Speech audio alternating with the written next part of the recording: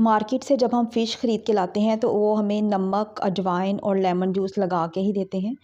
और घर आके आप इन फ़िश पीसेस को अच्छे तरीके से मसल-मसल के वॉश कर सकते हैं।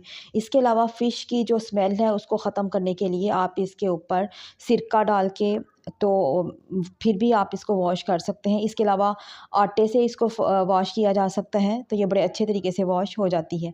सबसे बेस्ट यही है कि आप इसके ऊपर अजवाइन लगाएँ और लेमन जूस लगाएँ, ठीक है? तो ये बहुत ही अच्छे तरीके से वॉश हो जाएगी। तो यहाँ पे मैंने फ़िश पीसेस को अच्छे तरीके से मसल के साफ़ कर लिया था और इसकी स्मेल भी बहुत हद तक ख़त्म हो चुकी थी। तो यहाँ पे मैंने इनको स्टेन कर लिया है। स्टेन करने के बाद तो चलें अब हम मिल के फ़िश की मैरिनेशन के लिए तैयारी करते हैं।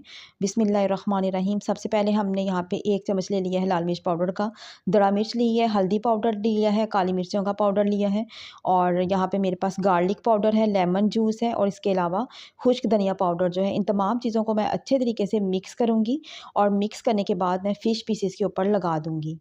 तो आपने अच्छे तरीके से तमाम मसालों को फ़िश पीसेस के ऊपर लगा देना है, ठीक है? नमक देख लें, समटाइम्स वो फ़िश पीसेस के अंदर जो नमक होता है वो काफ़ी हद तक एब्ज़ॉर्ब हो चुका होता है, तो नमक आप थोड़ा-सा कम ही रखिएगा। मसाला लग चुका है तो अब मैंने इनको 1 दिन के लिए फ्रिज में रख दूँगी, ठीक है? बेहतर यही है कि आप उसको फ्रीज़र में रखें। तो अब हम नेक्स्ट डे इसको फ्राई करने के लिए बेसन के अंदर में मैं शामिल करूँगी लाल मिर्चों का पाउडर है, दड़ा मिर्च शामिल की है, काली मिर्चें शामिल की हैं और थोड़ी-सी मैं हल्दी इसमें डालूँगी। इसके अलावा मैं इसमें शामिल करूँगी धनिया, भुना-कुटा धनिया शामिल कर दिया है खुश्क और साथ ही फ्रेश धनिया भी मैंने थोड़ा-सा इसमें डाल दिया है, ठीक है? तमाम चीज़ों को हम मिक्स करेंगे और बेसन का पेस्ट बना लेंगे। बेसन का जो पेस्ट है वो ना तो बहुत ज़्यादा गाढ़ा हो और ना ही बहुत ज़्यादा पतला हो, ठीक है? आपने इस तरह सा पेस्ट बनाना है कि जो फ़िश पीसेस के ऊपर अच्छे से मतलब वो उसके ऊपर लग जाए, ना तो वो स्लिप हो बहुत ज़्यादा और ना ही वो इतना थिक हो कि वो फिर बहुत ज़्यादा हार्ड हो जाते हैं पीसेस, ठीक है? तो इसकी कंसिस्टेंसी आप इस तरीके से चेक कर सकते हैं। मैं तमाम पीसेस को बेसन के अंदर ही डिप कर दूँगी। बजाय ये कि मैं एक-एक पीस को उठाऊँ और उसको डिप करूँ और फिर उसको निकाल लूँ, तो मैं यहाँ पे क्योंकि बाउल में स्पेस है, तो मैं तमाम पीसेस को इसके अंदर ही डाल के और कोटिंग इसके ऊपर फ़िश पीसेस के ऊपर हो जाएगी इस तरीके से। तो यहाँ पे ऑयल को हमने पहले अच्छे तरीके से गरम कर लेना है। गरम ऑयल में हम फ़िश पीसेस को ऐड करेंगे। जब फ़िश पीसेस ऐड हो जाएँगे तो फ़ौरन से ही मैं फ्लेम को लो करूँगी, ठीक है?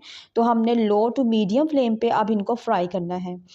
आँच आपने बिल्कुल भी तेज़ नहीं करनी क्योंकि ये कच्ची फ़िश है तो इसको थोड़ा-सा टाइम लगेगा, वरना ये होगा कि फ़िश पीसेस जो हैं वो ऊपर से तो जल जाएँगे, ब्राउन कलर आ जाएगा और अंदर से ये कच्चे रह जाएँगे। तो आपने मीडियम टू लो फ्लेम पे ही इनको कुक करना है और जब आप फ़िश डालेंगे तो आपने फ़ौरन से चम्मच नहीं चलाना बल्कि थोड़ा-सा आपने वेट करना है। जब ये सेटल हो जाएँगे, 2 मिनट का टाइम गुज़र जाएगा तो फिर आप इनकी साइड्स को चेंज करें, अदरवाइज़ ये जो बेसन है इसकी कोटिंग उतर जाएगी। फ़िश पीसेस को आप थोड़ा-थोड़ा सा हल्का-हल्का सा ऊपर से प्रेस भी कर सकते हैं ताकि इसके अंदर जो पानी है वो ख़त्म हो जाए, खुश्क हो जाए।